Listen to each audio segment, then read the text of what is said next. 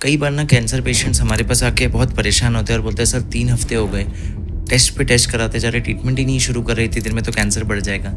But हम उन्हें बताते हैं कि नहीं, ये सबसे क्रूशियल पार्ट है। प्रॉब्लम ये हो जाती है ना कि जो चीज़ें बहुत ही रेयर हैं उनको बहुत हाइप करके वायरल किया जाता है। देखिए, इंडिया में एक सबसे बड़ा मिसकंसेप्शन जो सर्कुलेट हो रहा है वो ये है कि सर आप जैसे ही बायोप्सी करोगे, आप नीडल टेस्ट करोगे, वो कैंसर फैल जाएगा पूरे शरीर में। मतलब अगर 100 पेशेंट्स हमारे पास बायोप्सी के लिए आते हैं तो 90 पेशेंट्स ये क्वेश्चन हमें पूछते हैं और डरते हैं बायोप्सी से। जैसे कि मेरे केस में क्या है ना, बीइंग ए रेडिएशन ऑन्कोलॉजिस्ट, अक्सर मैं सुनती हूँ कि भाई रेडिएशन कराने से तो और कैंसर हो जाएगा। कुछ हद तक पेशेंट्स में ये मिथ है, ये मिसकंसेप्शन है, लेकिन बहुत हद तक सोशल मीडिया पे सर्कुलेट हो रहा है पैरेलल पैथीज और बहुत सारे सो कॉल्ड आचार्यज और डॉक्टर्स से। अब वो जो परसेंटेज है, वो जो डोज है, वो किस कंडीशन में हुआ है, और एग्जांपल्स ऐसे दिए जाते हैं कि देखो वहाँ पे रेडिएशन एक्सपोजर हुआ था, वहाँ पे आज भी कैंसर हो रहा है। तो ये होता है ना, लाइक अनपैरेलल्ड कंपैरिजन। क्या आपको पता है कुछ ऐसे भी कैंसर होते हैं जिन्हें बिना ऑपरेशन के, बिना चीरा लगाए, बिना टाँके लगाए भी ठीक किया जा सकता है। जब कैंसर के पेशेंट क्रॉनिक पेन से परेशान हो जाते हैं, हर तरह की दवाइयाँ खाकर, इंजेक्शन खा के, तो उनके कुछ प्रोसीजर उनको पेनलेस क्वालिटी ऑफ लाइफ देते हैं। वो ये जो चमत्कार करते हैं, कभी-कभी तो वो ऑपरेशन की संभावना को ही खत्म कर देते हैं। तो आज इस तरह के सारे डिस्कशन मिलने वाले हैं हमारे इस पॉडकास्ट में, और ये जो चमत्कार करते हैं वो बहुत ही स्पेशल गेस्ट हैं। सो बेसिकली मैं थोड़ा सा सर के बारे में बताना चाहती हूँ। सर ना बहुत ही अच्छे फेमस इंटरवेंशनल रेडियोलॉजिस्ट हैं। ये क्या ब्रांच होती है, इसमें क्या किया जाता है, इसमें कैंसर के पेशेंट्स को कैसे बेनिफिट होगा, आज यही सब हम डिस्कस करेंगे। सर सालों से लाखों लोगों को एजुकेट कर रहे हैं अपने वीडियो के माध्यम से। सर की बहुत सारी इन्फॉर्मेटिव वीडियोस हैं जिनका मेरे पॉडकास्ट के लास्ट में हैंडल मिलेगा, इन्फॉर्मेशन सारी मिलेगी। तो चलिए हम सब मिलके सर का वेलकम करते हैं। Sir, thank you so much for being here and giving me your time. तो जैसे कि मेरे पॉडकास्ट का रिचुअल है, मैं मेरे गेस्ट को रिक्वेस्ट करती हूँ कि वो अपने बारे में कुछ बताएं। Thank you ma'am, thank you so much for that kind introduction first of all and having me as a guest here, it's an honour. So मैं हूँ डॉक्टर गौरव गंगवानी, जैसे मैम ने शेयर किया, एक board certified intervention radiologist. Basically मैं हमेशा कहता हूँ कि वी आर सब स्पेशलिस्ट जो नीडल्स या वायर्स से मिनिमली इन्वेजिव सर्जरीज करते हैं। ऑफकोर्स लिस्ट बहुत लंबी है, बट आज क्योंकि हम कैंसर या ऑन्कोलॉजी फील्ड की बात कर रहे हैं तो एज ए इंटरवेंशन रेडियोलॉजिस्ट बहुत सारे प्रोसीजर्स है जिसकी आज बात करेंगे, जिसमें हम कैंसर पेशेंट्स को डायग्नोसिस से लेकर ट्रीटमेंट तक एंड पैलिएटिव केयर तक बहुत हेल्प कर सकते हैं। जिस वजह से आज एक टर्म आया इंटरवेंशन ऑन्कोलॉजी की, एक सेपरेट सब स्ट्रीम बनने को है जो कैंसर पेशेंट्स को मैनेज करते हैं। But without revealing lot of secrets, podcast में उसके बारे में बहुत डिटेल में बात करेंगे। तो सर यहीं से शुरुआत करते हैं कि आप बताइए कि जो ये IR है, interventional radiology, conventional radiology and surgery से कैसे डिफरेंट है? सो मैम, एक डायग्नोस्टिक रेडियोलॉजिस्ट जो हम कन्वेंशनल रेडियोलॉजिस्ट जानते हैं, वो उसको हम लोग डायग्नोस्टिक रेडियोलॉजिस्ट बुलाते हैं। उनका काम है बीमारियों को जांच करना, डायग्नोज करना। और इसके लिए वो यूज़ करते हैं अलग अलग इमेजिंग मोडालिटीज़ का, जैसे सोनोग्राफी, एक्सरे, CT स्कैन। जब एक डायग्नोस्टिक रेडियोलॉजिस्ट अपनी पढ़ाई ख़त्म करने के बाद एक स्टेप आगे जाता है और यही इमेजिंग मोडालिटीज़ को यूज़ करके ट्रीटमेंट वाली फील्ड में जाता है, जिसमें वो सोनोग्राफी गाइडेड, एक्सरे गाइडेड या CT गाइडेड पेशेंट्स को ऑपरेट कर सकता है, ट्रीट कर सकता है, तब उसे हम कहते हैं इंटरवेंशन रेडियोलॉजिस्ट। अब अगर मुझे समझाना पड़े कि एक इंटरवेंशन रेडियोलॉजिस्ट कौन है, इंटरवेंशन रेडियोलॉजिस्ट वो डॉक्टर्स हैं, समझ लीजिए शॉर्ट में मिनिमली इन्वेजिव सर्जन्स हैं। हम नीडल्स या वायर्स से पेशेंट के अलग अलग बीमारियों का इलाज करते हैं। हम सब जानते हैं इंटरवेंशन कार्डियोलॉजिस्ट क्या होता है, जो एंजियोग्राफी से हथेली से जाके हार्ट का ब्लॉकेज खोल सकते हैं वायर्स से। वही काम जो एक सर्जन को करने के लिए CABG बाईपास सर्जरी करनी पड़ेगी चेस्ट खोलकर। सिमिलरली इंटरवेंशन रेडियोलॉजिस्ट बाकी पूरे बॉडी को ऑपरेट करता है, चाहे ब्रेन में ब्लॉकेज हो, लेग में ब्लॉकेज हो जिससे स्ट्रोक या गैंग्रीन हो रहा है, और ऐसी बहुत सारी 200 अलग बीमारियाँ हैं जिनका हम ट्रीटमेंट नीडल्स, लेजर्स, वायर्स से करते हैं, जिससे पेशेंट पूरी तरह ठीक हो सकता है। तो सर अगर कोई IR बनना चाहता है तो उसको क्या अलग से कुछ कोर्सेज करने होते हैं? जी बिल्कुल। जब भी कोई डॉक्टर MBBS पहले कंप्लीट करता है 5.5 साल का, उसके बाद वो पोस्ट ग्रेजुएशन करता है रेडियो डायग्नोसिस में, डायग्नोस्टिक रेडियोलॉजी। उसके बाद उनको ऑन एन एवरेज 3 इयर्स देने पड़ते हैं इंटरवेंशन रेडियोलॉजिस्ट बनने के लिए। कुछ फेलोशिप्स शॉर्ट टर्म हैं या सर्टिफिकेशन कोर्सेज जो बिटवीन 1 to 2 years है, बट आज on an accepted norm usually 3 years देने पड़ते हैं सब स्पेशलाइज करने के लिए और एक इंटरवेंशन रेडियोलॉजिस्ट बनने के लिए। राइट। मुझे याद है सर, आज भी बहुत से लोग ना मुझे रेडियोलॉजी से कंफ्यूज करते हैं तो मैं उन्हें एक्सप्लेन करती हूँ कि radiation oncology is completely different and radiology is different. Radiology is kind of diagnostic and radiology is kind of therapeutic. तब उन्हें समझ आता है, अच्छा अच्छा। बहुत बार अभी भी ऐसा होता है कि मुझे ना आईपी रेफरेंसेस मिलते हैं, लिखा है reference to interventional radiology for biopsy, CT guided biopsy और अल्ट्रासाउंड गाइडेड बायोप्सी। आ जाता है मेरे पास कॉल के मैम एक आईपीडी रेफरेंस है चलिए सर, नेक्स्ट क्वेश्चन लेते हैं हम लोग। Okay, when did IR start paying a role in cancer care? Very interesting. ये सबसे ज्यादा मतलब मुझे लगता है कि हमारे पॉडकास्ट का थीम है सर, कि क्या कैंसर में कितना बड़ा रोल है और क्या क्या रोल है? सो मैम ये बात है 1900s, अर्ली 1900s की, जब दो radiologist doctor Ellis and doctor Martin from US, उन्हें लग रहा था कि हर बार जब कोई भी गांठ आ जाती है शरीर में, इनफैक्ट वो लोग एक कैंसर हॉस्पिटल से ही थे जो आज स्लोन केटरिंग है, यूएस का बहुत फेमस ऑन्कोलॉजी इंस्टीट्यूट। सो उनके मन में हर बार ये डाउट आता था कि जब भी कोई गांठ हो जाए ब्रेस्ट में या पेट में, हर बार ऑपरेशन करके वो गांठ को निकालना पड़ता है टेस्टिंग के लिए, और सिर्फ इतना जानने के लिए कि वो कैंसर है या नहीं। और निकालने के बाद, भेजने के बाद कई बार पता चलता है कि ये तो टीबी था, या निकालने के बाद ही पता चल पाता है कि कैंसर है और इसका टाइप क्या है। तो उन्हें इतना एक्सपीरियंस था कि हम सुई से पानी तो निकाल लेते हैं पेट का, तो क्या हम सॉलिड गांठों के लिए कुछ नहीं कर सकते? शुरुआत उन्होंने की ब्रेस्ट की गांठों से और सुपरफिशियल प्लाज्मा की गांठें होती है लिम्फ नोड्स, उनसे, जहां उन्होंने एक नीडल और सिंपल नीडल और सिरिंज डाल के सिर्फ एस्पिरेट किया सिरिंज को, जिससे देखा कि कुछ ब्लड या कुछ सेल्स आ जाए।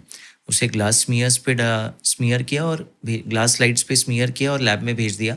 सरप्राइजिंगली पैथोलॉजिस्ट ने देख के माइक्रोस्कोप में बताया कि इसमें कैंसर सेल्स है, और हम ये भी बता पा रहे हैं कि ये किस टाइप की है। उससे इन्होंने लिक्विड बायोप्सी या एस्पिरेशन बायोप्सी बोलना शुरू किया, जो आज हम एफएनएसी के नाम से जानते हैं, fine needle aspiration cytology.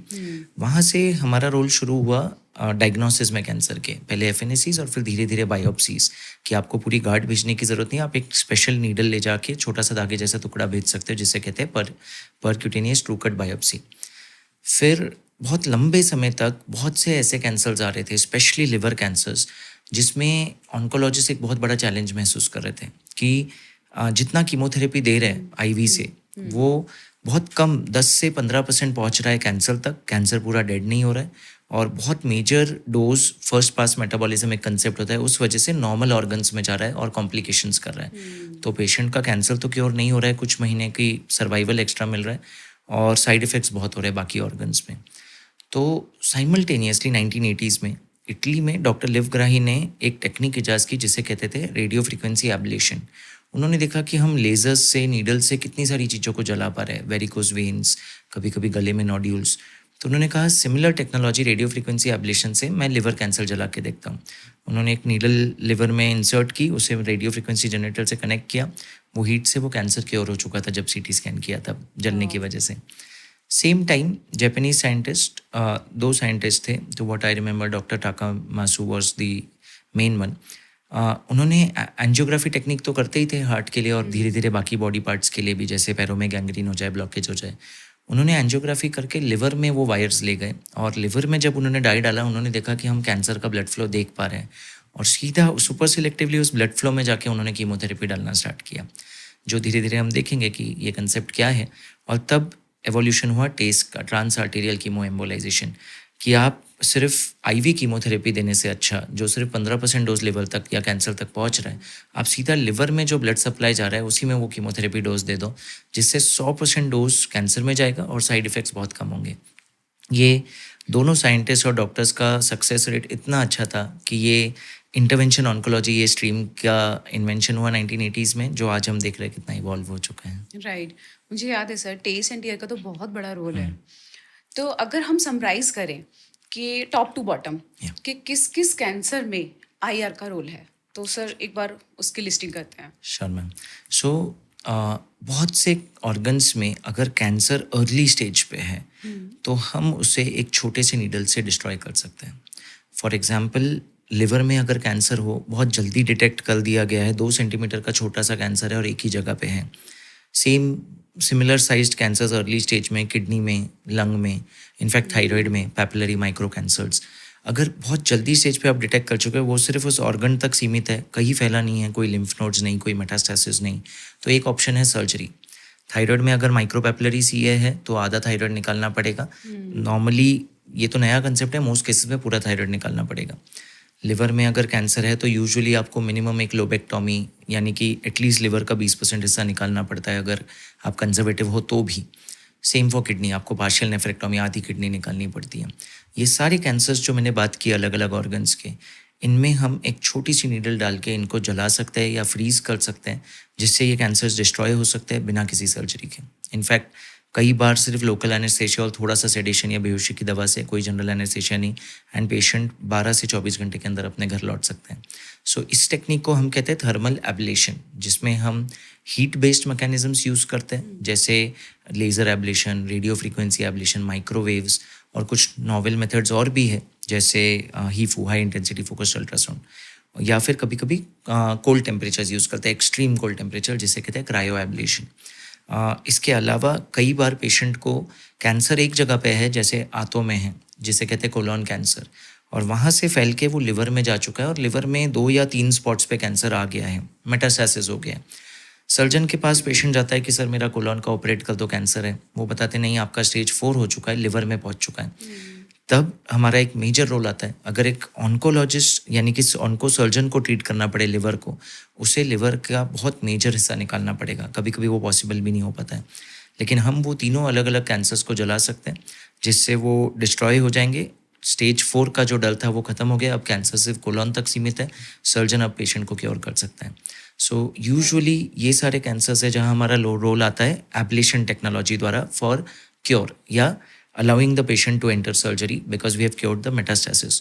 But जब इन्हीं में से कुछ कैंसर्स का एडवांस स्टेज आ जाता है, जहाँ पे कोई भी और थेरेपी नहीं काम आ रही है, वहाँ पे भी जो हमने टेक्निक्स की बात की, ट्रांस आर्टेरियल कीमो एम्बोलाइजेशन या ट्रांस आर्टेरियल रेडियो एम्बोलाइजेशन, हम एंजियोग्राफी करके इंटरनली जाके कीमोथेरेपी और रेडिएशन पार्टिकल्स इंजेक्ट कर सकते हैं, जिससे हम कई बार उसे क्योर भी कर पाते हैं, कई बार हम उसे ब्रिज करके सर्जरी या लिवर ट्रांसप्लांट तक पहुँचा देते हैं, और कई बार एटलीस्ट सर्वाइवल को बहुत गुना बढ़ा सकते हैं compared to conventional therapies. So usually ये कैंसर्स है जिसमें आईआर का एक मेजर रोल है। बट यहाँ पे सभी लोगों का शायद आई थिंक यही कमेंट में आएगा कि किस स्टेज में आपके पास आना है, what is the criteria? Right. So like I said, अगर आप कोई भी अल्गोरिदम देखोगे कैंसर मैनेजमेंट का, for example let's say liver cancer पकड़ लेते हैं, क्योंकि वो सबसे कॉमन कैंसर है जिसमें इंटरवेंशन ऑन्कोलॉजिस्ट का रोल है। तो एवरी स्टेज, चाहे वो स्टेज 0 हो यानी कि कैंसर सिर्फ इमेजिंग पे डिटेक्ट हुआ है और वो भी बहुत ही सटल है, टू स्टेज 3 ऑलमोस्ट 4 जहाँ पे वो बहुत बड़ा हो गया है, 75% लिवर इन्वॉल्व कर चुका है, पोर्टल वेन में जा चुका है, ये हर स्टेज में एक इंटरवेंशन ऑन्कोलॉजिस्ट का रोल है। थेरेपीज़ बदलती जाएगी, वो क्या ट्रीटमेंट करेंगे वो बदलता जाएगा। जैसे स्टेज 0 to 1 में हम एब्लेशन करेंगे जो एक क्योर होगा, स्टेज 2 और 3 में हम एम्बोलाइजेशन करेंगे, टेस या टेर, स्टेज 3 to 4 में ऐसे केसेस जो कम्प्लीटली इनऑपरेबल है, सपोर्टिव केयर के लिए जाने चाहिए कि सिर्फ इनकी सेवा करो लास्ट मोमेंट तक। इनमें भी आज कुछ हाई वॉल्यूम इंस्टीट्यूशंस टेर या सर्ट और आपके थेरेपीज़ के मदद से SBRT के कॉम्बिनेशन से ऐसे एडवांस पेशेंट्स को लिवर ट्रांसप्लांट तक ब्रिज करके लेके गए हैं। सो हर स्टेज में आपको एक इंटरवेंशन रेडियोलॉजिस्ट को, इंटरवेंशन ऑन्कोलॉजिस्ट को अप्रोच ज़रूर करना चाहिए। लिवर कैंसर में तो आई मस्ट से कि बहुत बड़ा रोल है, राइट?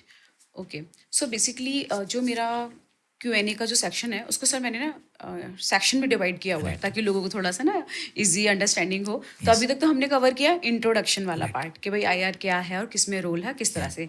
अब हम बात करेंगे कैंसर डायग्नोसिस में IR का रोल, क्योंकि मुझे लगता है कि ये डायग्नोसिस एक बहुत बड़ा चैलेंज है। कैंसर डायग्नोसिस हो जाना, कन्फ्यूजन में रहना, तो उसमें मुझे लगता है IR का तो मतलब होता है ना रामबाण वाली दवाई कि भाई कहीं से कोई टिश्यू नहीं आ पा रहा, ब्लाइंडली नहीं आ पा रहा, सर्जन नहीं ले पा रही, तो IR गाइडेड इमेज गाइडेड करा लो। तो सर अगला क्वेश्चन मेरा वही है, what are the key procedure IR performs in diagnosing cancer? Yes ma'am. So जैसा हम डिस्कस कर रहे थे बिफोर द पॉडकास्ट कि कई बार ना कैंसर पेशेंट्स हमारे पास आके बहुत परेशान होते हैं और बोलते हैं सर 3 हफ्ते हो गए, टेस्ट पे टेस्ट कराते जा रहे, ट्रीटमेंट ही नहीं शुरू कर रही थी, दिन में तो कैंसर बढ़ जाएगा। बट हम उन्हें बताते हैं कि नहीं, ये सबसे क्रूशियल पार्ट है। ज़रूर हम मानते हैं कि कभी कभी पेट सीटी, और पहले आप एक अल्ट्रासाउंड कराते हो जिसमें डाउट आता है, फिर सीटी, पेट सीटी, और फिर पहली बायोप्सी कराई, उसमें नहीं आंसर मिला। लेकिन जब तक प्रॉपर थेरेपी ना हो जाए, यानी कि प्रॉपर डायग्नोसिस ना हो जाए, चाहे वो पहली बात स्टेजिंग जो पेट सीटी हेल्प करेगा या होल बॉडी सीटी, और दूसरी बात कैंसर टाइप और उसका ग्रेडिंग, और आजकल तो बहुत सारे टेस्ट होते हैं उसमें भी सब टेस्ट, तब तक सही ट्रीटमेंट नहीं हो सकता। एक बार वो टेस्ट हो जाए तो ट्रीटमेंट बहुत आसान हो जाता है। उसमें एज ए इंटरवेंशन रेडियोलॉजिस्ट हमारा रोल आता है, जहाँ पे कुछ कैंसर्स के लिए एफएनएसी हम करते हैं, जो हमने बात की कि एक छोटी सी नीडल से सिर्फ गार्ड को स्क्रैप करना, उसमें से कुछ सेल्स और ब्लड लाना ताकि डायग्नोसिस बन पाए और आगे ट्रीटमेंट हो पाए। लेकिन 95% केसेस में हम करते हैं एक टेक्निक जिसे कहते हैं बायोप्सी, जिसमें हम अल्ट्रासाउंड गाइडेंस या सीटी स्कैन की गाइडेंस लेते हुए जो कैंसर की गांठ है उसमें से एक धागे जैसा टुकड़ा ले आते हैं या कुछ टुकड़े ले आते हैं एक स्पेशलाइज्ड गन या नीडल से, जिसे हम लैब में भेजते हैं बहुत सारी जांचों के लिए। बेसिक जांच को हिस्टोपैथोलॉजी कहा जाता है, पर आज उसके बाद बहुत आधुनिक जांचें की जाती है, इम्यूनोहिस्टोकेमिस्ट्री, जेनेटिक सीक्वेंसिंग, जिससे आगे सारा ट्रीटमेंट प्लानिंग होता है। तो ये तो प्राइमरी मोडालिटीज़ है। कुछ केसेस में अगर पेट में या छाती में पानी बन रहा है तो उसका भी टैपिंग, यानी कि वो पानी निकाल कर उसको भी जांच के लिए भेजा जाता है, जो हेल्प कर देता है, लिक्विड साइटोलॉजी अगेन। तो ये मेन रोल है एक इंटरवेंशन रेडियोलॉजिस्ट का, इमेज गाइडेंस से हेल्प करने की। यस, अगला क्वेश्चन मेरा वही था, how accurate are image guided biopsies compare to surgical biopsies? So देखिए, surgical biopsies if done well is nearly 100% accurate, क्योंकि आप सीधा देखते हुए पूरी गांठ निकाल के भेज रहे हो। ऑफकोर्स इन्वेजिव, जितने भी हम स्टडीज़ देखेंगे आज, परक्यूटेनियस बायोप्सीज यानी कि इमेज गाइडेड बायोप्सीज जो इंटरवेंशन रेडियोलॉजिस्ट करते हैं, उसका सक्सेस रेट डायग्नोसिस में नियरली 95 to 98% हो गया है। लेकिन हमारी जो मॉडर्न टेक्नोलॉजी आ रही है अभी, जिसमें हम पेट सिटी में देख लेते हैं कि कौन सा एरिया अलाइव है, कहाँ से टिश्यू बेस्ट लेना चाहिए, कभी कभी फ्यूजन टेक्नोलॉजीज यूज़ करते हैं, बात करेंगे आगे, उससे हमारा रेट नियरली 99.5% प्लस जा रहा है। मुझे पिछले 400 केसेस में याद नहीं है कि किसी बायोप्सी में मुझे ऑन्कोलॉजिस्ट का फ़ोन आया हो कि आपके बायोप्सी में हमें नहीं मिल पाया डायग्नोसिस। सो इसलिए आज मैं तो कहूँगा 99.5 भी मैं कंजर्वेटिव हो रहा हूँ। अगर ठीक से प्लान किया जाए तो नियरली 100% आंसर मिलेगा आपको। राइट सर, रिसेंटली मुझे अपने एक नोन का केस याद आ रहा है। बहुत अनयूजुअल सा प्रेजेंटेशन था, लार्ज एक्सिलरी मास, एंड पहले तो मुझे सस्पिशन हुआ कि ब्रेस्ट ही होगा, बट जब मैंने क्लिनिकली एग्जामिनेशन किया ब्रेस्ट का तो कुछ भी मुझे फील नहीं हुआ। देन आई थॉट कि लिम्फोमा भी हो सकता है, क्योंकि फिक्स था, मैटेड सा अपीयरेंस था। तो मैंने फर्दर इन्वेस्टिगेशंस कराए, तो सर जब मैंने 3D मेमोग्राम कराया तो उसमें बहुत छोटा सा सब सेंट्रिक एक सस्पिशियस मास लगा।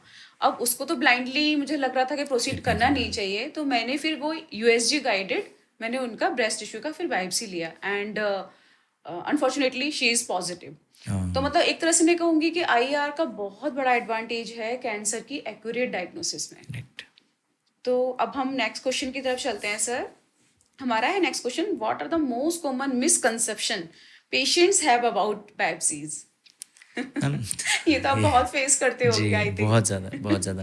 देखिए, इंडिया में एक सबसे बड़ा मिसकंसेप्शन जो सर्कुलेट हो रहा है वो ये है कि सर आप जैसे ही बायोप्सी करोगे, आप नीडल टेस्ट करोगे, वो कैंसर फैल जाएगा पूरे शरीर में। सो मतलब अगर 100 पेशेंट्स हमारे पास बायोप्सी के लिए आते हैं तो 90 पेशेंट्स ये क्वेश्चन हमें पूछते हैं और डरते हैं बायोप्सी से। ऑफकोर्स कुछ हद तक पेशेंट्स में ये मिथ है, ये मिसकंसेप्शन है, लेकिन बहुत हद तक सोशल मीडिया पे सर्कुलेट हो रहा है पैरेलल पैथीज और बहुत सारे सो कॉल्ड आचार्यज और डॉक्टर्स से। रिसेंटली मैंने एक वीडियो देखा जहाँ पे एक फेमस आयुर्वेद आचार्य 2 संतरे दिखा रहे और एक संतरे में से छिलका पील करके थोड़ा सा ऑरेंज निकाल के, ऑरेंज के पीसेस निकाल के कह रहे हैं अब आप बताओ कौन सा संतरा जल्दी खराब होगा। और एंड में एक स्लाइड शोकेस कर रहे हैं कि देखो स्टडीज में लिखा है कि बायोप्सी के कितने कॉम्प्लिकेशन हैं और आप फिर भी बायोप्सीज कराते हो। पहली बात ये एनालॉजी इतनी स्टूपिड है कि आप एक संतरे में खड्डा करके दिखा रहे हो कि संतरा जल्दी सड़ जाएगा, कोई संबंध नहीं है। और वो जो स्लाइड भी दिखा रहे थे उसमें एक्चुअली लिखा था कि बायोप्सी इज़ वेरी सेफ, क्योंकि जो कॉम्प्लिकेशन रेट है वो 0.0005% है। और लोग ऑफकोर्स उतना पॉज करके कोई पढ़ नहीं रहा है, लेकिन लोग वो देख के और ज़्यादा कन्विंस हो रहे हैं कि बायोप्सी इज़ अनसेफ है। बट आपके पॉडकास्ट के थ्रू मैं लोगों से शेयर करना चाहूँगा कि बायोप्सी बहुत ही सेफ़ है। बिना बायोप्सी के ट्रीटमेंट आगे बढ़ पाना बहुत मुश्किल होगा। इनफैक्ट लोग कभी-कभी इस मिथ की वजह से इतने कन्विंस हो जाते हैं कि सर आप लिवर में ही मांस गाँठ है, आप प्लीज़ ऑपरेट करके आधा लिवर निकाल दो, लेकिन बायोप्सी मत करो, फैल जाएगा। एग्री सो ये सबसे बड़ा मिथ है। सेकंड कॉमन मिथ है कि उन्हें लगता है कि हमारा बायोप्सी कोई बहुत मेजर ऑपरेशन है और बहुत पेनफुल होगा, 7 दिन का रिकवरी होगा। जब एक्चुअली बायोप्सी के लिए वो आता है हमारे काउंसलिंग के बाद, वो देखते हैं कि एक छोटा सा डंक लगा चींटी काटने से मन सुन करने का, बायोप्सी 5 मिनट में ख़त्म हो चुकी है और एक छोटी सी पट्टी के साथ घर लौट रहे 4 घंटे के अंदर कुछ ऑब्जर्वेशन के बाद।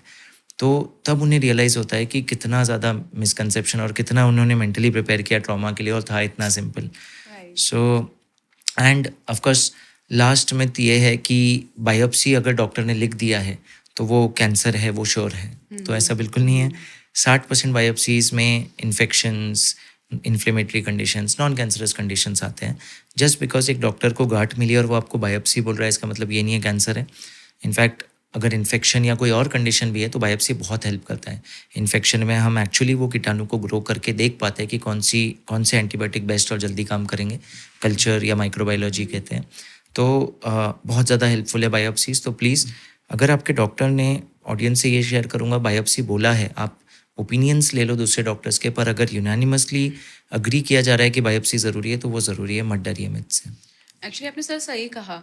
प्रॉब्लम ये हो जाती है ना कि जो चीज़ें बहुत ही रेयर हैं उनको बहुत हाइप करके राइट वायरल किया जाता है और नो डाउट बहुत जो वो शेयरेबल कंटेंट हो जाता है कि देखो ये नहीं कराना चाहिए था, देखो सही बोल रहे हैं।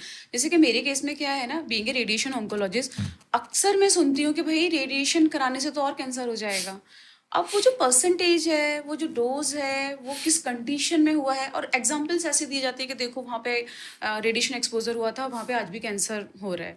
तो ये होता है ना लाइक अनपैरेलल कंपैरिजन राइट कि वहाँ डोज का एक्सपोजर नहीं पता, कौन से टाइप का रेडिएशन था, क्या था, कुछ नहीं, लेकिन वही चीज़ों को वो आधार बना के इतना डिफेम करते हैं कि एक्सप्लेन करना मुश्किल हो जाता है, हमें समझाना कि नहीं नहीं ऐसे नहीं पॉसिबल है। तो सर वही चीज़ है ना कि जब तक आपके जैसे ऑथेंटिकेटेड पर्सन जब तक ये इंफॉर्मेशन फ्रंट फेस पे आके नहीं देंगे ना, लोग ये जो मिथ है ना वो इरेडिकेट नहीं होंगे इजीली। Right, completely agreed. मैंने एक चीज़ इन लोगों से सीखी है तो वो कॉन्फिडेंस। हाँ seriously। हम जब पेशेंट से मिलते हैं, हम एक बायोप्सी की भी बात करते हैं, जानते हुए कि पिछले 400 केसेस में ना कोई ब्लीड, ना कोई एयर लीकेज, जिस टेक्निक से हम कर रहे हैं, फिर भी हम अपना फ़र्ज समझ के उनको बताते हैं कि 1% ये रिस्क है, 5% ये राइट रिस्क है। सर। और ये लोग बोलते हैं अगर आपको स्टेज 4 कैंसर भी, आप हमारे पास आइए, सिर्फ 7 दिन में हम आपका कैंसर ठीक कर देंगे।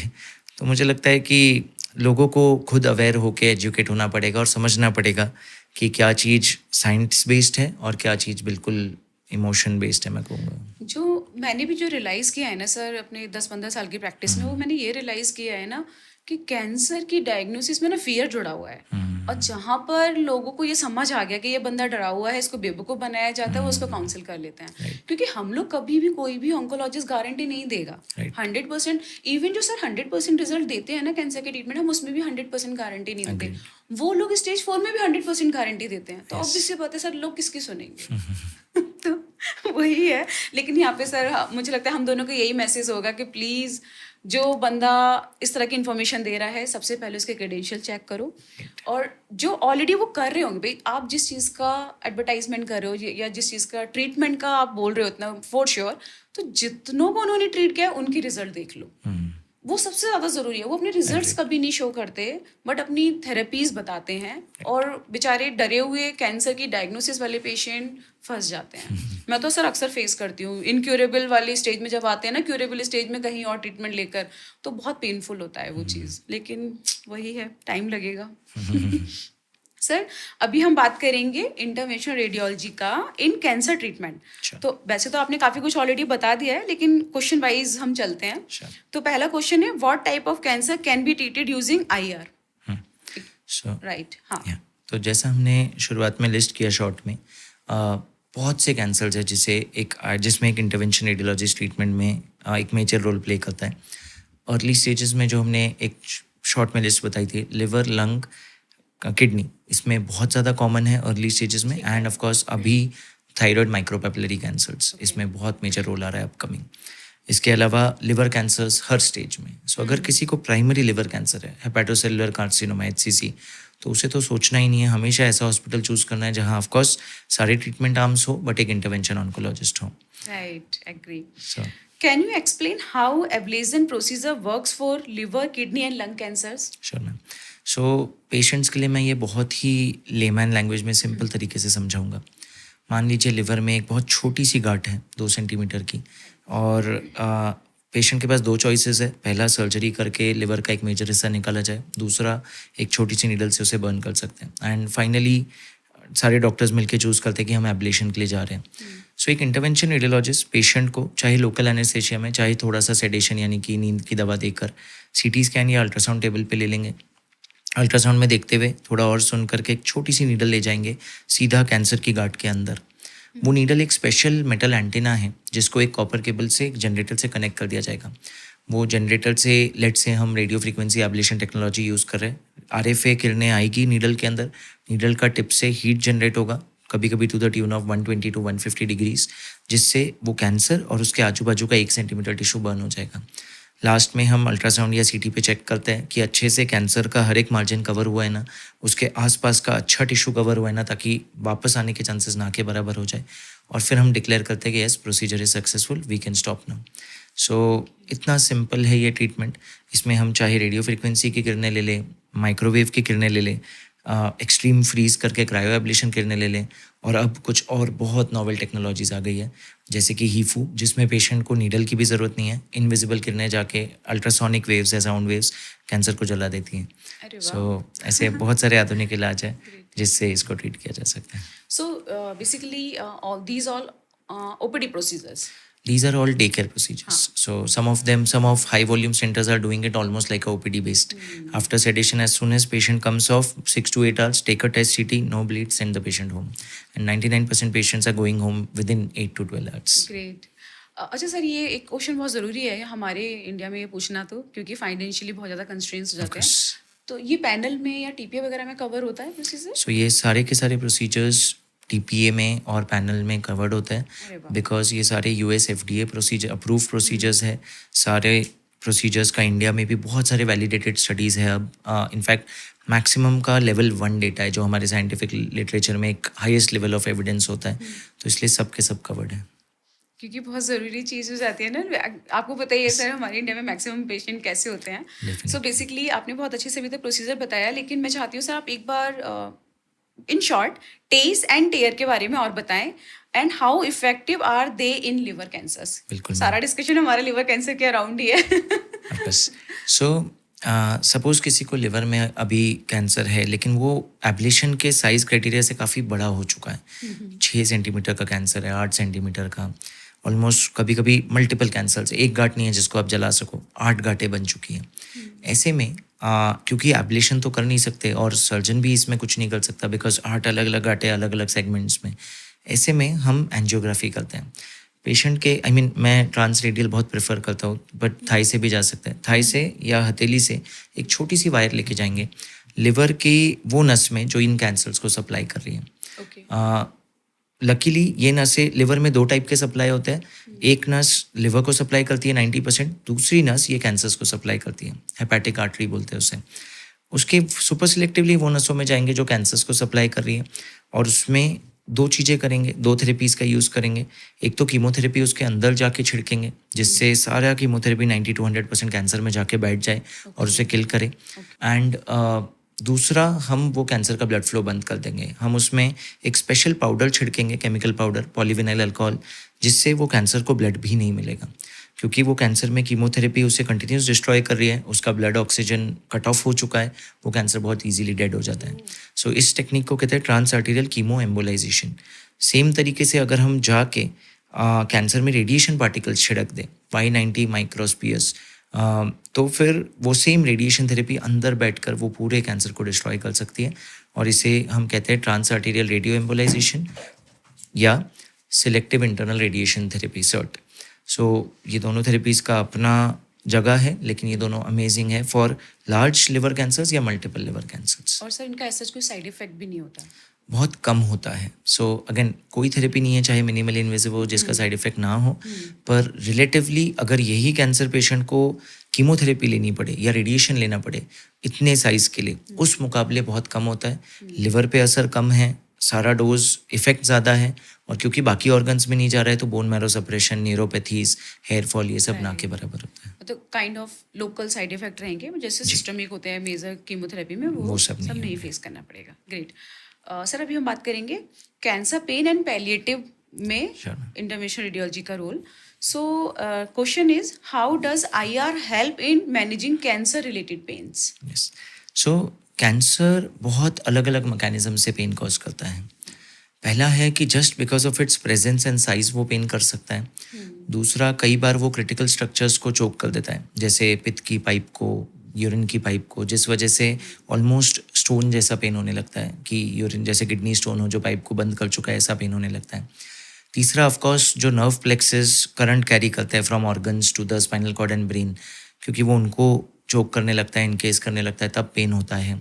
सो ये डिपेंडिंग कि पेन का कॉज कैसा है, एक इंटरवेंशन रेडियोलॉजिस्ट उसी एस्पेक्ट में इनको सॉल्व करते हैं. फॉर एग्जांपल, अगर कैंसर अपने प्रेजेंस की वजह से वो ऑर्गन की कैप्सूल को स्ट्रेच कर रहा है, पेन कर रहा है, तो जैसे ही हम कैंसर को डिस्ट्रॉय करेंगे, नीडल से बर्न करके, एब्लेशन या एंजियोग्राफी से जाके उसका ब्लड फ्लो बंद करके, तुरंत पेन खत्म हो जाएगा. जो पेशेंट्स में बाइल की पाइप, पित्त की पाइप नली या यूरिन की नली को एनकेस कर दिया, चोक कर दिया और बंद कर दिया, जिस वजह से स्टोन जैसा पेन हो रहा है, उसमें हम एंजियोग्राफी से जाके एक स्टेंट डाल देते हैं जिससे बाइल ड्रेन होने लगे या यूरिन ड्रेन होने लगे और पेन खत्म हो जाए. एंड लास्टली, जब कैंसर नर्व प्लेक्सेस को एनकेस कर रहा है या सिर्फ उसके प्रेजेंस की वजह से पेन कर रहा है, तो अल्टीमेटली वो पेन स्पाइनल कॉर्ड और ब्रेन तक पहुंच रही है एक नर्व रूट से, कुछ इलेक्ट्रिकल वायर्स या सिग्नल्स जो जाते पहुंचते हैं. तो हम जाके वो नर्व प्लेक्सेस को सुन कर देते हैं या जला देते हैं जिससे वो पेन ना जाए. कैंसर है, हम उसे नहीं ठीक कर पा रहे, वो काफ़ी एडवांस स्टेज है, पर एटलीस्ट हम पेन को कट ऑफ कर देते हैं ताकि पेशेंट के आखिरी दिनों में उसे अनबेरेबल पेन ना सहना पड़े. वैसे अलग अलग टेक्निक्स और थेरेपीज़ हैं डिपेंडिंग ऑन दी कॉज जिससे हम हेल्प कर सकते हैं पेशेंट की. और सर ये इतनी ज़रूरी चीज़ है ना कि लोगों को पता ही नहीं है, पता चला पेन हो रहा है किसी और रीज़न से और वो पेन किलर्स खा रहे हैं. ऑब्स्ट्रक्शन का पेन तो जब तक आप ऑब्स्ट्रक्शन रिलीज नहीं करेंगे तब तक नहीं जाएगा. तो ये चीज़ तो मुझे लगता है कि बहुत ही ज़रूरी है, पेशेंट भी समझे और ट्रीटिंग ऑन्कोलॉजिस्ट भी टाइम पे पेशेंट्स का प्रोसीजर्स कराएं, वो बहुत ज़रूरी है. But sir what option do you offer for patients with bone metastasis and spinal pain? जी मैम. सो ये एक जगह या सिचुएशन है जहाँ हम दोनों कॉमन थेरेपीज शेयर करते हैं. मैं ऑडियंस के लिए बताना चाहूँगा कि रेडिएशन का बहुत बड़ा रोल है बोन मेटास्टेसिस स्पाइनल पेन में. देखिए, एडवांस स्टेज है, बोन में कैंसर फैल चुका है, end of course bone pen हम सब जानते हैं बहुत सीवियर होता है. आप रेडिएशन लेके उसे किल कर सकते हो. अभी पैरेलली कुछ थेरेपीज आई है जहाँ लेट से एक पर्टिकुलर रीढ़ की हड्डी में कैंसर है, हम एक छोटी सी नीडल से जाके उस कैंसर को भी जला सकते हैं, जिसे कहते हैं थर्मल एब्लेशन, जो हमने बात की रेडियो फ्रिक्वेंसी या माइक्रोवेव का यूज़ करके या फ्रीज करके क्रायो एब्लेशन यूज़ करके. उससे वो पेन काफ़ी हद तक ख़त्म हो जाएगा. कुछ एडिशनल थेरेपीज़ है. अब कैंसर तो हमने ख़त्म कर दिया, लेकिन क्योंकि कैंसर ख़त्म कर दिया वो हड्डी काफ़ी कमज़ोर हो जाएगी और बॉडी का वेट बेयर करने की क्षमता नहीं रखेगी, तो उसमें हम सीमेंट इंजेक्ट करके उसको स्ट्रॉन्ग कर सकते हैं. लास्टली, जैसा मैंने बताया, अगर नहीं हम ट्रीट कर पा रहे, जैसे रिब्स में, मल्टीपल रिब्स में कैंसर है और वो जा रहा है सिग्नल ब्रेन तक, किस किस कैंसर को जलाएंगे या रेडिएट करेंगे, तो उसमें वो इंटरकोस्टल नर्व्स जो इलेक्ट्रिक सिग्नल्स और पेन कैरी कर रही है, हम उनको सुन कर सकते हैं या जला सकते हैं ताकि पेन रिलीफ हो जाए. सो इस प्रकार से बोन पेन को हम काफ़ी हद तक कंट्रोल कर सकते हैं. ऑफकोर्स अगर कैंसर बड़ा है और मल्टीपल हड्डियों में है, हाइपर वैस्कुलर है, यानी कि थायराइड से मेटास्टेसिस आया जिसमें खून का सप्लाई बहुत ज़्यादा है, नीडल्स नहीं डाल सकते हैं, उसमें हम एंजियोग्राफी करके उसका भी ब्लड फ्लो बंद कर सकते हैं जिससे वो पेन रिलीफ हो जाए. तो sir it is kind of nerve block? It is kind of a nerve block, but nerve block का पेन तब तक रहेगा, यानी कि नस को सुन कर दिया, जब तक वो सुन करने का हाफ लाइफ है. सपोज 72 घंटे, even the strongest nerve block 1 हफ्ता. जैसे ही वो दवाई का असर खत्म होगा शरीर से, वो पेन फिर आ जाएगा. तो हम साथ में नर्व एब्लेट कर देते हैं, यानी कि एक केमिकल एसिड यूज़ करके, एब्सोल्यूट अल्कोहल, वो नर्व को जला देते हैं, या फिर थर्मल एनर्जी यूज़ करके सेम रेडियो फ्रिक्वेंसी या माइक्रोवेव वो नर्व को जला देते हैं, जिससे वो पेन हम नियरली हमेशा के लिए या जब तक पेशेंट की ज़िंदगी है तब तक एटलीस्ट खत्म हो जाएगा. ग्रेट. आई थिंक ब्लॉक तो सर हम लोग बहुत कराते हैं, हम राइट, रेफर भी करते हैं, बट ये वाला procedure I think much better, क्योंकि definitely, permanent long term, solution है या लॉन्ग टर्म। एंड इसके लिए आपको कुछ स्पेशल इन्वेस्टिगेशन की ज़रूरत होती है? नॉट रियली मैम, जो इनफैक्ट हमारे लिए वो नर्व ब्लॉक ही इन्वेस्टिगेशन है। अगर जब हम नर्व ब्लॉक देते हैं, हमें एंटिसिपेट हो रहा है कि इससे फ़ायदा मिलेगा और पेशेंट हमें बताता है कि सर 3 दिन मेरा पेन ख़त्म हो गया था और अब वही भयंकर पेन वापस शुरू हो गया है, तो हमें पता है कि एब्लेशन 100% काम करेगा और लॉन्ग टर्म करेगा। ओके, तो कभी भी एब्लेजन का स्टेप लेने से पहले आप नर्व ब्लॉक अप्लाई हमेशा एक करते हैं? बेटर होता है एक डायग्नोस्टिक नर्व ब्लॉक। हाँ, ये आई थिंक बेटर तरीका है। Yes, great. Okay, so can you share A memorable emergency cancer case you have handled through IR? Sure ma'am. Of course I can remember many, but मैं एक particular हाँ। Case जो मेरे बहुत करीब है वो शेयर करूँगा। मेरे ही एक कलीग जो कैजुअलिटी मेडिकल ऑफिसर थे, उनके मदर थे। उन्हें एक बहुत यूनिक प्रकार का लिवर कैंसर हुआ था जिसे कोलैंजियो एचसीसी बोलते हैं। 2 अलग कैंसर्स का कॉम्बिनेशन है, लिवर सेल से भी और पित्त की सेल से भी। वो कैंसर काफ़ी बड़ा हो गया था, ऑलमोस्ट उसने लिवर के 3/4 हिस्से को कवर कर लिया था और वो ऑफ कोर्स उसका कीमोथेरेपी चल रहा था, तो ट्रीटमेंट तो उनको बता दिया गया था पैलिएटिव है, कुछ महीनों की बात है। वो इमरजेंसी में ही आ गए जब उसके उन्हीं के बेटे की ड्यूटी थी, क्योंकि बीपी लो हो गया था और बहुत हालत ख़राब हो गई थी। जब सीटी कराया तो पता चला कि वो कैंसर ब्लीड कर चुका है और उससे कंटिन्यूस ब्लीडिंग हो रही है। ऑफ कोर्स ब्लड अरेंज किया गया, ब्लड दिया गया और हमें कॉल दिया गया, क्योंकि कैंसर सर्जन ने बताया कि ऐसी स्थिति में मैं ऑपरेट करूंगा या एनेस्थीसिया दूंगा तो सर्वाइव नहीं करेंगे। हम एंजियोग्राफी से गए और हमने वो ब्लीडिंग पॉइंट बंद कर दिया। एंजियोग्राफी से ही पक्का गोंद डाल के ग्लू, मेडिकल ग्लू, हमने वो ब्लीडिंग नस बंद कर दी। पर उसी टाइम पे मैंने वो सीटी स्कैन देखा कि वो कैंसर सिर्फ वहीं तक सीमित है, कहीं भी और फैला नहीं है। तो मैंने उनके ऑन्कोलॉजिस्ट को वहीं पे कॉल किया और उनके हेपेटोलॉजिस्ट को एक कॉन्फ्रेंस कॉल पे लिया और मैंने कहा सर मैं एंजियोग्राफी लेके अंदर ही हूँ, क्या मैं कुछ ऐसा कर सकता हूँ जिससे हम पोटेंशियली क्योर की तरफ जाए। उन्होंने कहा गौरव ये 3/4 लिवर को कवर कर चुका है, अगर हम आज इतने कैंसर को काटना भी चाहे तो हमें 3/4 लिवर निकालना पड़ेगा, 1/4 लिवर से पेशेंट सर्वाइव नहीं कर सकता और पेशेंट की स्थिति ऐसी है नहीं कि हम एडवांस सर्जरीज करें। तब मैंने उन्हें कहा सर मैं अगर आपको वो 1/4 लिवर को बढ़ा दूँ साइज़ में ताकि वो बॉडी को संभाल पाए, तब उन्होंने बोला तब तो बहुत अच्छा हो जाएगा। सो हमने उसी टाइम पे, चाहे वो इमरजेंसी सिचुएशन थी और ब्लीड रुक चुका था, हम उनके पोर्टल वेन में गए जो लिवर को 90% ब्लड देती है और जिस 3/4% लिवर में वो कैंसर था उसका फ्लो बंद कर दिया लिवर का।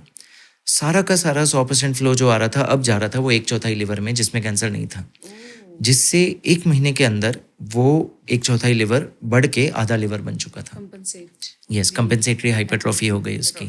और जो लिवर वाला हिस्सा था, एक तो ब्लीडिंग बंद करने के चक्कर में हम कैंसर का ब्लड फ्लो बंद कर चुके थे, लकीली वो बड़ा नहीं, इनफैक्ट श्रिंक हुआ। साथ में वो लिवर भी सिकुड़ रहा था क्योंकि उसे ब्लड ही नहीं मिल रहा है। 1 महीने बाद जब हेपेटोलॉजिस्ट ने सीटी स्कैन कराया तो उन्होंने कहा कि लिवर कैंसर काफ़ी श्रिंक हो चुका है, जो नॉर्मल लिवर है वो काफ़ी बढ़ चुका है, इतना कि अब वो पेशेंट का लोड संभाल पाएगा। उन्होंने जाकर सर्जरी की और वो आधा लिवर निकाल दिया जिसमें कैंसर था और आज इस बात को 2.5 साल हो चुके हैं और पेशेंट कैंसर फ्री है। Wow sir. सो मुझे हमेशा ये इतना अच्छा लगता है कि वो पेशेंट आया था सिर्फ ब्लीडिंग रोकने के लिए और जान बचाने के लिए, और अगर हम वो सक्सेसफुली कर भी देते जो हमने किया तो भी पेशेंट को बहुत अच्छा फ़ायदा मिलता। जहाँ वो उसी दिन उनकी डेथ हो जाती, वो 6 महीने जी पाते, पर शायद वो ज़िंदगी भर के लिए कैंसर फ्री हो गए क्योंकि एक टीम वर्क ने मिलके एक कॉल लिया और पेशेंट को बेनिफिट दिया एंजियोग्राफी थेरेपीज़ का। और सर इस तरह के जो रिजल्ट्स होते हैं दीज आर प्राइसलेस, है डेफिनेटली, ना? आई कैन नेवर फॉरगेट इतना दैट। सेटिस्फाइंग होता है ना कि आप किसी को लाइफ दे रहे हैं। इसीलिए शायद मुझे लगता है इस प्रोफेशन से अच्छा कुछ प्रोफेशन नहीं होता। डेफिनेटली। अच्छा सर, हम कुछ ना मिथ एंड मिसकंसेप्शन की बात करते हैं। Sure ma'am. What is the biggest myth about IR in cancer that you would like to bust today? मैं ये मिथ पेशेंट्स और सर्जिकल कलीग्स या ओवरऑल कलीग्स के, डॉक्टर कलीग्स के, दोनों के मन से बर्स्ट करना चाहूँगा कि आईआर एक सपोर्टिव ब्रांच है जो सिर्फ सर्जन्स और कीमोथेरेपिस्ट स्पेशलिस्ट को सपोर्ट करने के लिए है। ऑफ कोर्स बहुत सारे प्रोसीजर्स में हमारा सपोर्टिव रोल है, बट आज आईआर एक सेपरेट सब स्पेशलिटी बन चुका है, intervention oncology, and hand in hand मिलके रेडिएशन ऑन्कोलॉजिस्ट, कीमो स्पेशलिस्ट यानी कि मेडिकल ऑन्कोलॉजिस्ट, सर्जिकल ऑन्कोलॉजिस्ट और intervention oncologist hand in hand patients को ट्रीट कर सकते हैं। तो इट्स अ इंडिपेंडेंट ब्रांच। ये मैं चाहूँगा कि एक मैसेज पहुँचे सबकी तरफ। बिल्कुल नहीं, मुझे याद है सर जब बहुत कॉम्प्लिकेशंस वाली साइट्स पर मेलिग्नेंसी डायग्नोज होती है और जो समझ नहीं आता कि कैसे इस लीजन को अप्रोच करें टू कंफर्म, वहाँ पे आप ही लोग याद आते हैं। ओके ओके सर, नेक्स्ट में थे हमारा, why do some patients and even doctor still hesitate to refer IR? बहुत से रीजंस है मैम। एक मेजर रीज़न है लैक ऑफ अवेयरनेस आज भी। सो ऑफकोर्स जो इतने बड़े इंस्टीट्यूशंस है टर्शरी हॉस्पिटल्स में, क्वाटरनरी हॉस्पिटल्स में, वहाँ तो मल्टीडिसिप्लिनरी टीम बन चुकी है, आईआर का रोल बहुत हद तक पता है। पर बहुत सारे हॉस्पिटल्स में टायर 2 सिटीज़ में या टायर 1 सिटीज़ में बचे हुए हॉस्पिटल आईआर का ज़्यादा रोल नहीं पता है, जिस वजह से रेफरेंस नहीं जाता है। सो एक है लैक ऑफ अवेयरनेस, सेकंड है पेशेंट्स में लैक ऑफ अवेयरनेस। मेरा पहले हमेशा एक इंटेंशन होता था कि मैं ज़्यादा से ज़्यादा कॉन्फ्रेंसेज में लेक्चर्स लूँ, प्राइम करूँ सबको कि हमारा क्या रोल है।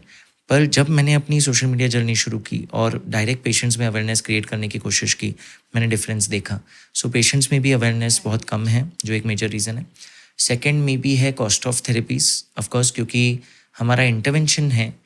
लोगों को लगता है कि एंजियोग्राफी है, नीडल बेस्ड है, कोई सर्जरी नहीं है, एनेस्थीसिया नहीं है, तो कॉस्ट बहुत कम होना चाहिए। बट हमारा हार्डवेयर कॉस्ट काफ़ी ज़्यादा है। वो माइक्रोवेव एंटेना जिससे हम जलाते हैं ट्यूमर को, ऑन एन एवरेज आता है 1,20,000 का। सो इसलिए ओवरऑल कॉस्ट ऑफ इंटरवेंशन काफ़ी चले जाता है। ऑन्कोलॉजी पेशेंट्स हम जानते हैं ऑलरेडी बहुत ड्रेन्ड होते हैं, मल्टीपल थेरेपीज हो रखी है। एंड थर्ड ऑफकोर्स है लैक ऑफ यूनिफॉर्मिटी। आईआर एक बहुत ब्रॉड टर्म है, intervention radiology.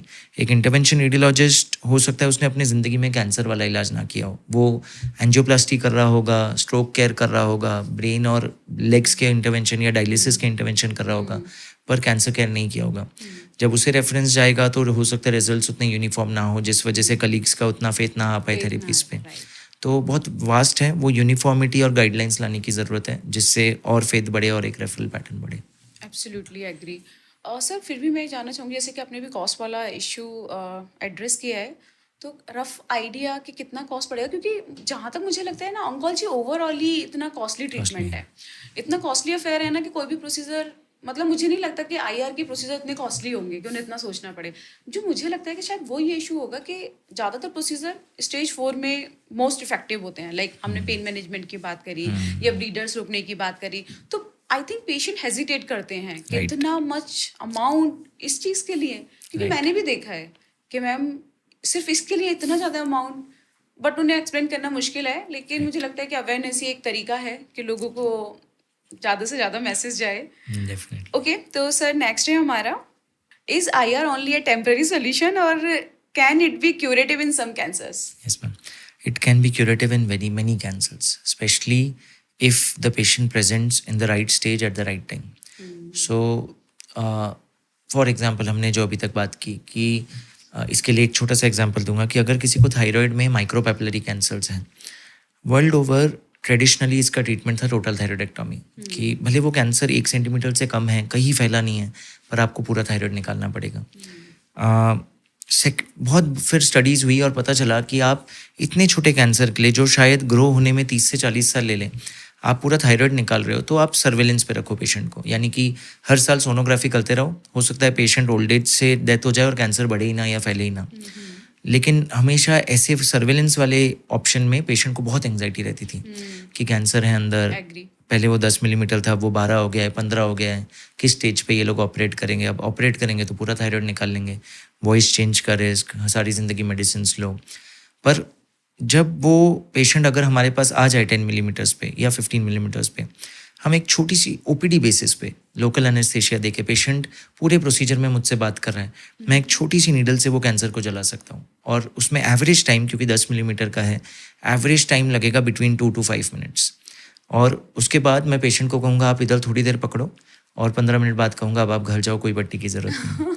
So patient cancer free हो चुका है। इनफैक्ट मैं जब कोरिया और चाइना गया थायराइड एब्लेशन देखने के लिए, ऑन एन एवरेज वो लोग दिन में 15 थायराइड एब्लेशंस करते हैं, जिसमें 5 कैंसर पेशेंट्स होते हैं। और ऐसे ही 3 घंटे के अंदर 15 एब्लेशंस करके पेशेंट बाहर बैठते हैं 15 मिनट पकड़ के और फिर घर जाते हैं। सो वहाँ पे थायराइड कैंसर का मैनेजमेंट इतना स्ट्रीमलाइंड और ईजी हो चुका है, और ये पेशेंट्स सफ़र कर रहे हैं या तो एंग्जाइटी में या फिर पूरा थायराइड निकलवा रहे हैं। So coming back to your question, that IR का कंप्लीट रोल है क्यूरेशन में, लेकिन राइट टाइम पे रेफ़र किया जाए तो। अगर अवेयरनेस के लैक या रेफरल टाइम पे ना होने की वजह से रेफ़र ना किया जाए, तो चाहे थायराइड हो, लिवर हो, किडनी हो, बोन हो, लंग हो, फिर क्यूरेटिव रोल शायद ना हो। लेकिन एडवांस कैंसर्स में, जैसे हमने कुछ बातें की लिवर कैंसर्स में, हम या फिर वो कैंसर में जो कॉम्प्लेक्स केस को हम क्यूरेशन तक पहुंचा पाए इमरजेंसी सेटिंग में, हम पेशेंट को क्यूरेशन तक भी पहुंचा सकते हैं या एक ब्रिज बन सकते हैं जिससे एक नॉन क्यूरेबल पेशेंट अभी लिवर ट्रांसप्लांट या सर्जरी के लिए जा पा रहा है और क्योर हो रहा है हमेशा के लिए। राइट। अभी तक जितना भी मैंने डिस्कशन किया, मुझे लगता है कि सबसे ज़्यादा जो टॉपिक थिंग है, मतलब लाइक लोगों के बीच में जाने की, वो अवेयरनेस है। एग्जैक्टली। ये ऐसी चीज़ें आप बता रहे हैं जो शायद मेरे लिए भी बड़ी लर्निंग है सर। एज ए ऑन्कोलॉजिस्ट, अगर मैं कभी फ्यूचर में डायग्नोज करती हूँ तो मुझे पता होना चाहिए कि देखो एक ये भी प्रोसीजर है। राइट। ग्रेट। ओके, तो अभी हम नेक्स्ट इनोवेशन एंड फ्यूचर पर ही बात करते हैं। What is the latest advancement in IR for oncology? बहुत सारे ma'am, I don't know where to start. So पहला है डायग्नोसिस में। यस। आज एक फ्यूजन टेक्नोलॉजी आ गई है जिसमें अब कई बार क्या होता है, आपने सीटी स्कैन में देख लिया, लेट्स से प्रोस्टेट में, कि प्रोस्टेट में एक पर्टिकुलर गांठ है जो प्रोस्टेट के लेफ्ट साइड में आगे की तरफ है, छोटी सी गांठ। आपने पेशेंट को सोनोग्राफी में लिया बायोप्सी करने के लिए। प्रोस्टेट की बायोप्सी यूजुअली ट्रांसरेक्टल की जाती है, यानी कि लैट्रिन के रास्ते, और आपको वो गांठ दिख ही नहीं रही है। तो आप रैंडमली 12 जगह से सैंपल ले आते हो और प्रार्थना करते हो कि वो गांठ टारगेट हो गई हो। और अगर रिपोर्ट में आता है कि नहीं, कैंसर तो है ही नहीं, तो आपको पता है कि शायद वो 12 जगह में नहीं, छूट गया, नहीं हिट हुआ। आज हम पेशेंट की जो MRI की CD है या CT स्कैन की CD है, उसको हमारे अल्ट्रासाउंड मशीन में लोड कर सकते हैं और दोनों को फ्यूज़ कर सकते हैं। वो फ्यूजन टेक्नोलॉजी सीधा मेरे अल्ट्रासाउंड प्रोब को वहाँ ले जाएगी जहाँ पे वो गांठ है, और मैं वो एरिया को हिट कर पाऊंगा। तो मुझे कोई डाउट नहीं रहेगा कि मैंने कैंसर को हिट नहीं किया है। सो ये टेक्नोलॉजी, ये है डायग्नोसिस के लिए। सेकंड, हम आज जानते हैं कि बहुत आधुनिक कीमोथेरेपीज आ गई है जिसे कहते हैं टारगेटेड थेरेपी, जहाँ आप जेनेटिक म्यूटेशन को हिट कर रहे हो। लेकिन उसके लिए हमें चाहिए जेनेटिक सीक्वेंसिंग, यानी कि पेशेंट को म्यूटेशन कौन सी है उसका रिपोर्ट। पहले हम ये ब्लड पे करते थे जिसे कहते थे लिक्विड बायोप्सी। आज हम बायोप्सी करके एक स्पेशल RNA लिक्विड में उसे भेज सकते हैं लैब में, और कैंसर के अंदर क्या म्यूटेशन है वो पता कर सकते हैं। सो उससे डायरेक्ट टारगेटेड थेरेपी में बहुत हेल्प होती है, और इसे कहते हैं precision medicine, very precise genetic based medicine. इससे लंग कैंसर्स का सर्वाइवल आज एक छोटे से लेग या टो गैंग्रीन के पेशेंट से ज़्यादा हो चुका है। स्टेज 4 लंग कैंसर की बात कर रहा हूँ, यानी कि 10 से 15 साल से ज़्यादा, जो 6 महीने से कम था। ये हुआ डायग्नोसिस में। एब्लेशन टेक्नोलॉजीज़ की बात करें तो आज हीफू आ गया है, जिसके हमने शॉर्ट में बात की, जो प्रोस्टेट कैंसर्स, बोन कैंसर्स बहुत जगह टेस्ट हो रहा है, जिसमें एक पेशेंट एक MRI स्कैनर में या अल्ट्रासाउंड मशीन में लेटेगा बेड पे, और अल्ट्रासाउंड की इनविजिबल किरणें जाके कैंसर को डिस्ट्रॉय कर देगी। पेशेंट को कोई सुई नहीं चुभी पूरी बॉडी में, बस इनविजिबल साउंड वेव्स गई, कैंसर खत्म 15 मिनट में, और आप घर वॉक कर सकते हो। सेकेंड टेक्नोलॉजी है इरिवर्सिबल इलेक्ट्रोपोरेशन, जो एक नॉन थर्मल एब्लेशन है।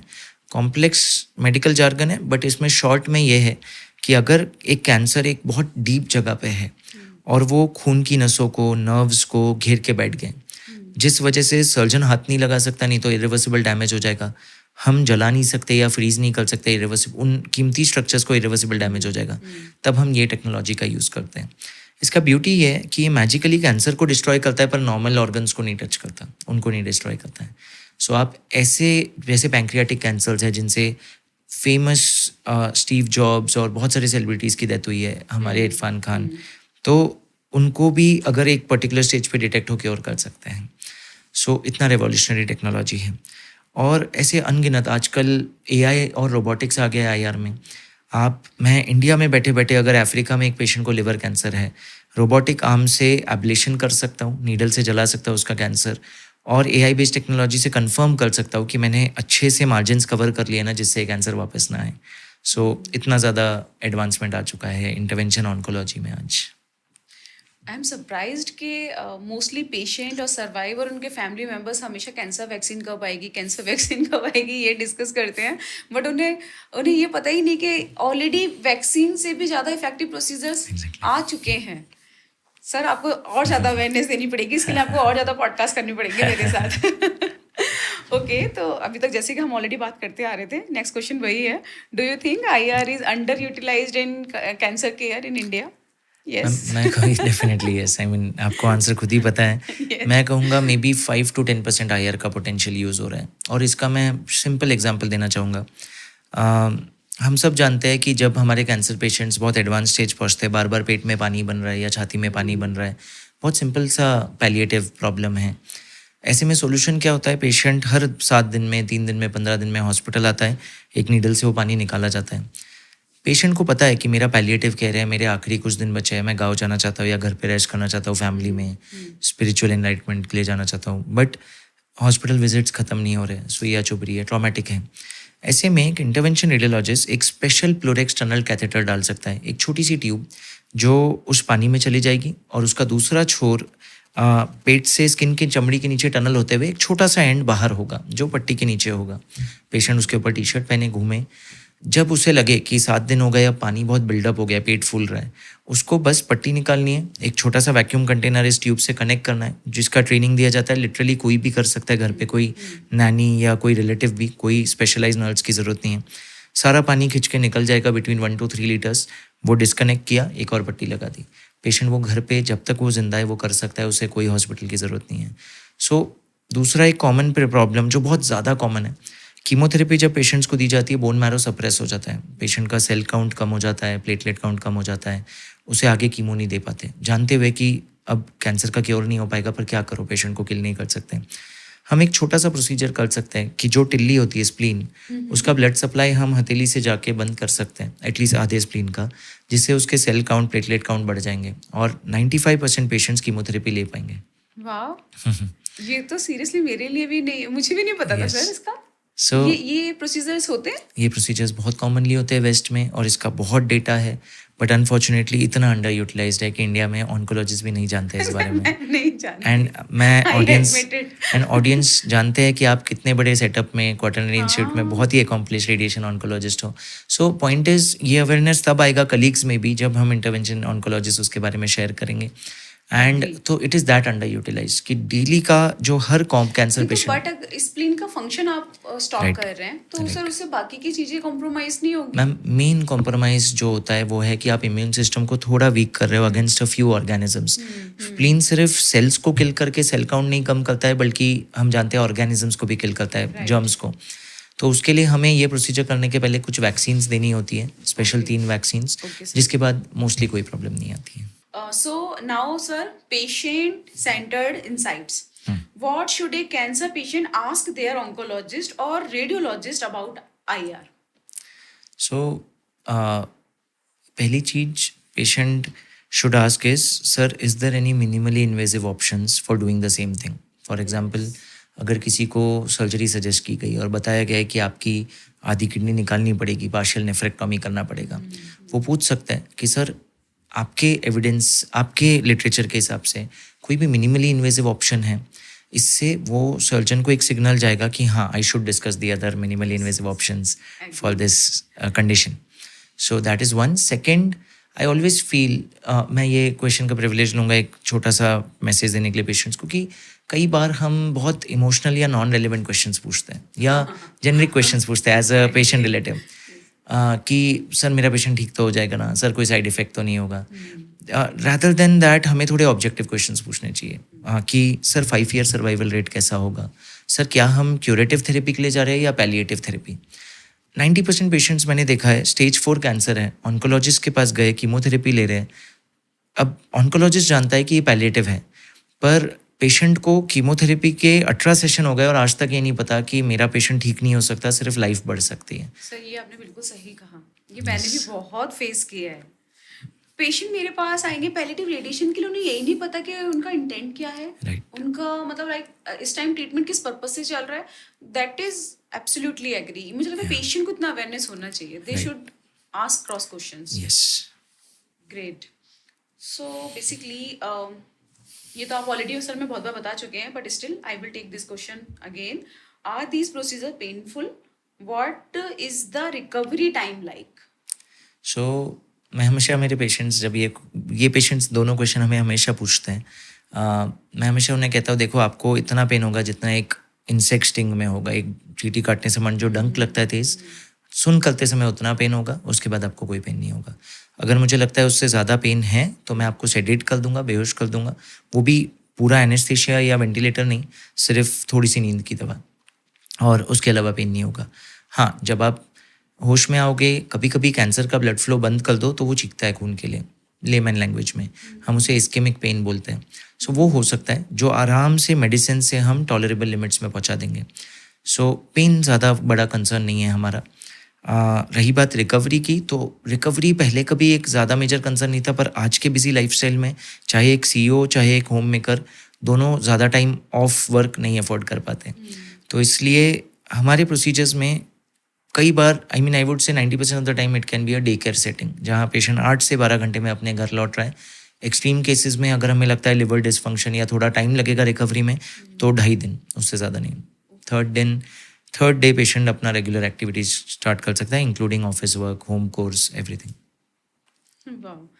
Can IR improve the quality of life for patient with advanced cancer? Yes, of course, no doubt. इतना तो सर मैं 1 घंटे के पॉडकास्ट में मैं खुद समझ गई. Sir, are you ready for rapid fire? Definitely ma'am. Great. So, yes, IR is magic or hype? I would say it is magic, but I would become happy if it gets hyped. It is underhyped. Okay. Okay. Ablative versus surgery. I would say personalized. Her case का discussion होकर decide होना चाहिए, but if both options are on table, always ablation. Okay. One IR procedure would you want every oncologist to know about? ये question अच्छा है. बहुत अच्छा question है. आई वुड से जो हमने बात की स्प्लेनिक आर्टरी एम्बोलाइजेशन, थ्रोम्बोसाइटोपिनिया के लिए, जिससे पेशेंट लाइफ बहुत ज़्यादा इंप्रूव हो सकता है और आगे का थेरेपीज कंप्लीट हो सकता है, जिसकी वजह से बहुत थेरेपीज इनकम्प्लीट जाती हैं. ओके, तो जितना मुझे समझ आया एज ए ऑन्कोलॉजिस्ट कि अगर कोई स्टेज 4 पेशेंट है, कीमोथेरेपी बहुत हो गई है और अभी वो पैनसाइटोपिनिया में जा रहा है, तो उसमें भी काफ़ी मैजिक वर्क करेगा. Yes. Great. Most underrated use of IR in cancer? I would say PleurX tunnel catheter, जो असाइटिस या एफ्यूजन जैसे सिंपल चीज़ के लिए नहीं यूज़ किया जा रहा है. 99.9% पेशेंट्स लिए नहीं यूज़ किया जा रहा है. स्टेज 4 में मैक्सिमम टाइम ये होता है सर, और पेशेंट बार बार टैपिंग से परेशान होते हैं. One thing patients must never Google before IR. कि पेशेंट्स ना, चलो पहले मैं आंसर करता हूँ कि complication of a procedure. For example मैं किसी पेशेंट को बोलूँ कि टेस्ट करना है आपका, वो जाके गूगल करेंगे कि complications of a test procedure, और फिर 19 कॉम्प्लिकेशंस पढ़ने के बाद मेरे पास आएंगे, सर 19वां कॉम्प्लिकेशन देखो, डेथ लिखा है. सो बिना कॉन्टेक्स्ट दिए, बिना आपका लिवर स्टेज कैसा है, वो वरी कर रहे हैं अबाउट डेथ बिना जाने कि उसका प्रॉबेबली रेट 0.0001% कुछ होगा. सो कॉम्प्लिकेशंस बिना प्रॉपर कॉन्टेक्स्ट के नहीं गूगल करना चाहिए. आप अपना, हाँ आजकल एडवांस AI एल्गोरिथम्स आ गए, आप चैट GPT या किसी पे अपना स्टेज सारी डिटेल्स डाल के फिर गूगल कर लो कि what is the anticipated complication in me, तो फिर आपको आ जाएगा कि there is, except post embolization syndrome, there is not much मरी इन मोस्ट ऑफ दिस. जिसका मतलब कि थोड़ा सा प्रोसीजर के बाद थोड़ा पेन, थोड़ा फीवर, थोड़ा भूख कम लगना कुछ दिनों के लिए, दैट्स इट. मतलब अभी तक हम बोलते थे गूगल मत करो, बट हम बोलेंगे चैट GPT कर लो. नहीं, बट सर मुझे लगता है ना चैट GPT से ना एक ऑन्कोलॉजिस्ट को ये बेनिफिट होगा जो लोग अदर ऑल्टरनेटिव ट्रीटमेंट के लिए पूछते हैं. राइट. मुझे लगता है कि तुम हर चीज़ गूगल कर रहे हो, हर चीज़ चैट GPT से पूछ रहे हो, तो डाल के पूछ लो कि भाई ये डायग्नोसिस है, ये स्टेज है, ये प्रेजेंटेशन है. आजकल तो रिपोर्ट्स भी अपलोड हो जाती हैं कि क्या बेस्ट ट्रीटमेंट है, आपको खुद पता चल जाएगा. एक ऐसा ट्रीटमेंट ऑप्ट करने से पहले जिसका कुछ पता ही नहीं है, एटलीस्ट गूगल तो कर ही सकते हो. एग्री. अब गूगल नहीं, चैट GPT तो बहुत अच्छा है, वो पूरा बता देता है सर आजकल तो. Yes. So I think sir हमने IR से रिलेटेड उसका रोल, एडवांटेज, बहुत सारी चीज़ें मेरे लिए भी बहुत लर्निंग थी, मैंने ऑलमोस्ट सब डिस्कस किया है. तो क्लोजिंग रिमार्क में मैं यही पूछना चाहूँगी कि आपका थॉट प्रोसेस क्या है, आप क्या टेक होम मैसेज देना चाहेंगे सभी के लिए? पेशेंट्स के लिए ये रहेगा कि जब कैंसर जैसा डायग्नोसिस आ जाए, आज की थीम को समझते हुए, तो डिनाइल में बहुत स्टेज नहीं बिताना है, टाइम वेस्ट नहीं करना है. पैरेलल थेरेपीज़ का जो जगह है वहाँ उन्हें यूज़ करो, कीमोथेरेपी सिम्टम्स कम करने के लिए जहाँ ज़रूरी है, but modern scientific based medicine बहुत ज़रूरी है क्योर के लिए. सो फर्स्ट दैट कि प्रॉपर क्वाटरनरी हॉस्पिटल जहाँ मल्टीडिसिप्लिनरी ट्यूमर बोर्ड है, सारे स्पेशलिटीज़ है, वहाँ आप थेरेपी लो. सेकंड, हमेशा एक्सप्लोर करो कि क्या मिनिमली इन्वेजिव इंटरवेंशनल ऑप्शंस है आपके थेरेपीज़ के लिए. थर्ड, रेलेवेंट क्वेश्चंस पूछिए कि मेरा कैंसर क्यूरेटिव है या पैलिएटिव, आप सर्वाइवल बढ़ा सकते हो या पूरी तरह ख़त्म कर सकते हो, ख़त्म होने के बाद वापस आने के चांसेस क्या है. बहुत रेलेवेंट क्वांटिटेटिव क्वेश्चंस पूछिए जिससे एक प्रॉपर आइडिया है. ये एक चीज़ है जहाँ मैं कहूँगा फैक्ट्स ओवर इमोशंस। आप इतना इंटरनेशनल डेटा है तो आपको एक फेयर आइडिया आ जाएगा कि किस तरफ आपका ट्रीटमेंट हेड कर रहा है। अपने कलीग्स से, ऑन्कोलॉजी कलीग्स और मेडिकल फ्रेटर्निटी से ये एक लास्ट मैसेज देते हुए जाना चाहूँगा कि let's be patient centric in our decisions. So जहाँ हमें लगता है कि पेशेंट का मैक्सिमम बेनिफिट है, जिसके लिए multi disciplinary tumour board best है, जहाँ सारे कलीग्स साथ बैठे, radiation oncologist, surgeons, medical oncologist, interventionist, histopathologist, radiologist, और डिस्कस करें कि ये पेशेंट के लिए कोई नॉवल थेरेपी है क्या मेरे स्ट्रीम में, जो हो सकता है बाकी सबको ना पता हो, जो उसकी सबसे बेस्ट हेल्प कर सकता है, और पेशेंट सेंट्रिक होते हुए जो उसके लिए बेस्ट है वो ट्रीटमेंट हम चूज करें। एग्री, एब्सोल्युटली, क्योंकि हम सभी जानते हैं cancer treatment is team work, definitely, और टीम में हमेशा ही अच्छे रिजल्ट्स आते हैं। No doubt. तो इन द लास्ट में यही कहूँगी, सबसे पहले तो thank you so much sir. आपने मतलब मुझे सबको कन्वे भी करना है कि सर मुंबई से ट्रेवल किया है इस पॉडकास्ट के लिए। तो अगर कोई मतलब लाइक डॉक्टर इतने एफर्ट्स ले रहा है एक जेन्यून इन्फॉर्मेशन देने के लिए, तो एक आपसे भी रिक्वेस्ट है कि प्लीज़ ज़्यादा से ज़्यादा लोगों को ये इन्फॉर्मेशन शेयर करना, क्योंकि यू नेवर नो कि आपके एक शेयर से कब किसकी लाइफ में कैसा इम्पैक्ट पड़ जाए, किसकी लाइफ सेव हो जाए। तो इन द लास्ट में यही बोलूँगी, अगर किसी को कोई भी क्वेश्चन है आप कमेंट करिएगा, मैं कोशिश करूँगी। वैसे तो सर इतने बिजी रहते हैं, बट अगर मुझे लगता है कि सर को उसका रिप्लाई देना चाहिए तो उनसे रिप्लाई लेकर आपको रिप्लाई दूंगी। And in the last please like, comment and share with others. Sir, thank you so much. Thank you so much ma'am.